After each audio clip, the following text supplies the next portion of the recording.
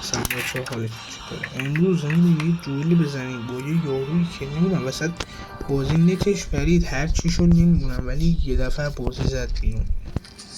بچه ها اگه میخوایم سی پی چیزی بخریم ارزان جیم یکی از من میگم خوبه. چرا؟ چون من هر موقع سی پی زدم دیر میومد اوکی بود، ولی دو برابر میشه یه کارت سی پی بهم میداد. دمشونم گرم. من اینو تبلیغ الکی نمی کنم، با خاطر این گرافیک گوشیم خوبه ها، ولی به خاطر ضبط و اینا یکم پایینه. خب اینجا یارو فکر کردم من میخوام برم اونجا، منم گانشو کشیدم یکی زدم نخورد، فکر کنم ریجستر نشد. بعد که گانو گرفتم گفتم از اینجا میاد چیز زدم دیدم نه، بازم شلیکم دیدم نه، یه دفعه اشتباهی نشستم خواست اینجا گفتم من زده، یکی زدمش برگاه خودم هم ریخت. چون وقتی بس بازی میکنی میره تو انگوشت هم همش تکون میخورم ناخودآگاه انجام میده، جز خودم برگام ریخت. چون میگم یکی از بهترین پلیرهای بتل مولتی کالاف آیبومه. خیلی من قبلش دارم ویدیو همشون رو دیدم، اینجا میخواستم بزنمش تکون خورد، خودم هم تکون خوردم نشد که بشه. ولی اگه کسی میخواد واقعا بازیش خوب بشه بره آیبوم ببینه. حادثنس هم که اینجا میبینیم همه چی معلومه. این حادثنس هم بعدا میزنم، حادثنس هم حادثنس اول بازی من فقط اینجا شو تغییر دادم، بگرنه هیچی به تغییر من نمیدم چون با معمولیش بیشتر حال میکنم.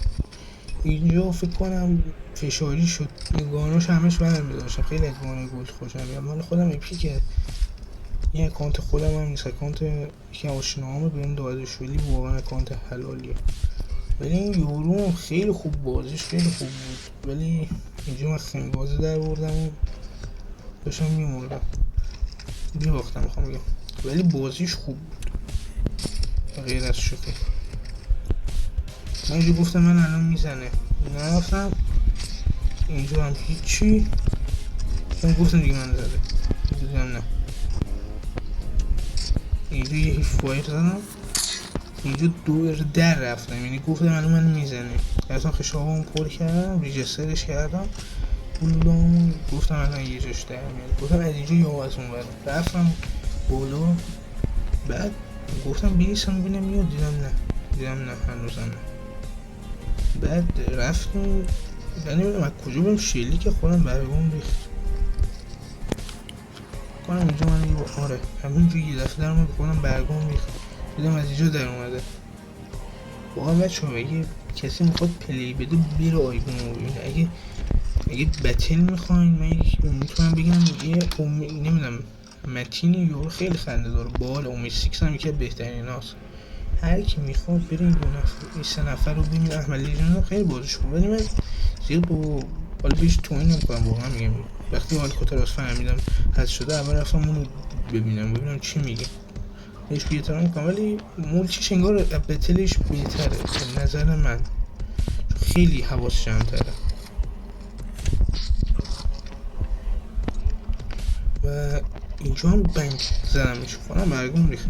یه چند دقیقه دیگه یه دفعه نتش میپره، منم همش اینور اونور بودم. بچه ها اگه کسی خواست دوئل بده یه گروه روبیکا داریم که بعد امتحانه یعنی بده 15 خرداد اون درست میشه و میایم اونجا با هم دیگه بازی کل تابستون ما کلا بازیم تو گیمی. هر کی خواست میاد تو گروه پیام میده ایونت میذاره میریم بازی، اوکیه همه چی اوکیه مشکلی نیست. اینجا نمیدونم چرا دیر زدم اونم منو زد، نمیدونم چرا دیر تیر زدم دلیل خودم هم نمیدونم. اینجا یه فایر یه دونه تیر مزد، ولی واقعا اشتباه مثلا فکر میکنم این واقعا دوم و اتچمنتاشون رو خواستیم میدن. من بیشترشون از احمد لیجن گرفتم، بعضیشون از این موبایل اونور، بعضی اتچمنت ها رو خودم میچینم، ولی واقعا یکی از اتچمنت هایی که من بیشتر باش بازی میکنم اتچمنت اون گان پیک میشیمه، خیلی بهم حال میکنم. اینم خیلی خوبه، این مال احمد لیجن برای زدم، اینم خیلی خوبه، خیلی با اینم حال میکنم. این دوتا گان کلا دیل بهترین گانه هیچ وقت هم عوض نمیشه، اینو بدونید. کلا دیل اینجا هم یه فایل هم برگم کلا دیل هیچ وقت عوض نمیشه. مثلا اینو واو کردم اونو واو کردم همش الکی. دیل هیچ وقت ضعیف نمیشه هیچ وقت. کلا اینو بدونید دیل مثلا میگه وای فلان دیل قراره بهترین گام بشه وای برگام وای پشمام فلان فلان فلان. نه اخی همه شرط و پرت. الان تو برو نگاه کن مثلا احمد لجن امید سیکس هرچی از یوتیوبرهای خارجی اینا میگن کلا دیل همیشه واوه چه ضعیفش چه قوی بهترین گانه. کلا نمیدونم دیل چرا اینقدر قویش کردن که با همه گانا رقابت کنه. مهم نیست چه گانی باشه تا این گانای جدیدی که به هم بازی اضافه میشه مهم نیست با همه‌شون رقابت میکنه. حتی رقابت چی بود؟ این رقابت اینو بهش توهینه. من اینجا هم تیران تموم شد من رفتم دیلو کشیدم دیلو میخواستم بکشم بزنم اینجا رفتم کابل گرفتم گفتم من بزنم یکم بزنه بیا جلو حالا میبینم اینجا دیگه ایستا دیگه هرچی میرفتم هر کار میکردم. آرش هم لفت نمیدونم دیلیش یه ساعت داشتم اونجا غیر میدارم بودن نمیخوام زیاد وقتتون رو بگیرم.